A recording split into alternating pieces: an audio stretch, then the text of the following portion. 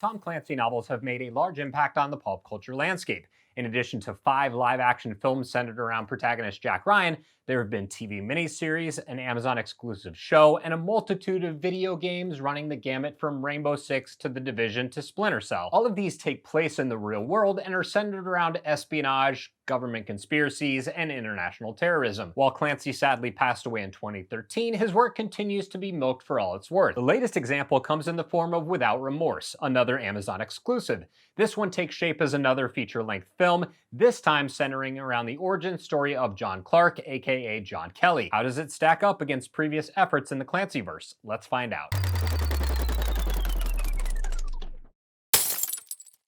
Thank you so much for watching. Before we get started, click on that red subscribe button and the notification bell. That way you know whenever I post a new piece of content. As per our usual arrangement, I will try to keep this review as spoiler-free as possible. Without Remorse is one of those films that doesn't have any excuses. It features a bankable action starring Michael B. Jordan, a script rewritten by Taylor Sheridan, who I'll get to later, and a more than capable director in Stefano Sollima. While the movie is occasionally let down by its overall generic structure, it nails the details, world building, performances, and action. The film opens in the Syrian city of Aleppo, with a team of Navy SEALs doing Navy SEAL things. The mission goes mostly okay, but they discover that the bad guys weren't actually ISIS terrorists, but members of the Russian military. Things escalate immediately when the Russians retaliate on American soil, killing members of the SEAL team in shockingly brutal fashion. When they break into Kelly's home in the middle of the night and murder his wife and unborn baby, he kills most of the bad guys before being filled with bullets. One bad guy escapes, and then our story really starts to take off. While I assumed he would spend the rest of the movie hunting down and killing those responsible, I was pleasantly surprised to discover that Without Remorse isn't really that type of film. While Kelly certainly has that man-on-a-mission mindset, the plot is significantly bigger than a simple revenge story. Despite having seen The Hunt for Red October, Patriot Games, Clear and Present Danger, The Sum of All Fears, and Jack Ryan Shadow Recruit,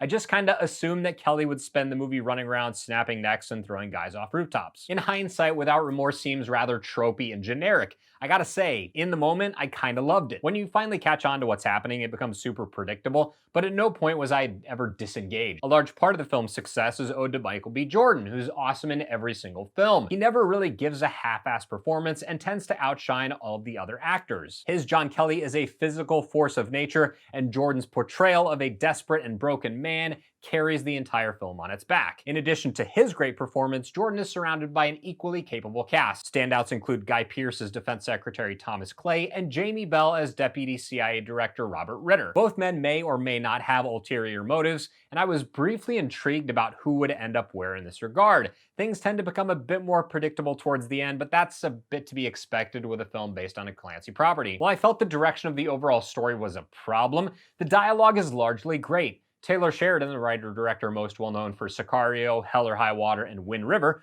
once again does outstanding work. Taylor Sheridan could turn the Albuquerque phone book into a movie, and guess what? I would watch the shit out of it. I do expect you to come back for my review of Albuquerque phone book, the movie, in 2045. One of the very best things about this movie is its action. Sollima clearly knows exactly how to frame and stage shots with a methodical and simple camera style that allows you to see everything clearly. He's kind of the anti-Paul Greengrass in that regard. Instead of shoving the camera directly into the chaos and saying, well, whatever happens, happens, he shows you exactly what he wants you to see, exactly when he wants you to see it. It's hard to describe, but his unique visual flair often goes a long way towards preventing Without Remorse from being just another generic action movie. While the movie certainly starts off as a revenge action thriller, the third act makes a significant departure. Looking back on it now, it seems fairly obvious, but I was pleasantly surprised that the movie dove into some weighty political subjects. While I won't ruin it for you, the movie makes a clear statement about how the American intelligence community treats its most loyal fighting forces, and that sequence is far more emotionally gripping and damaging than I was expecting. A strong emotional payoff like this doesn't come around nearly enough,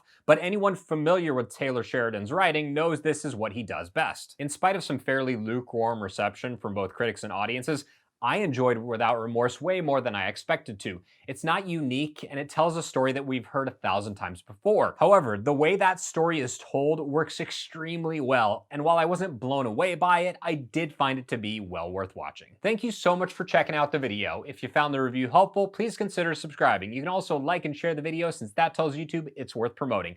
Let me know what you thought of Without Remorse down in the comments, and I'll see you next Wednesday at 9 a.m.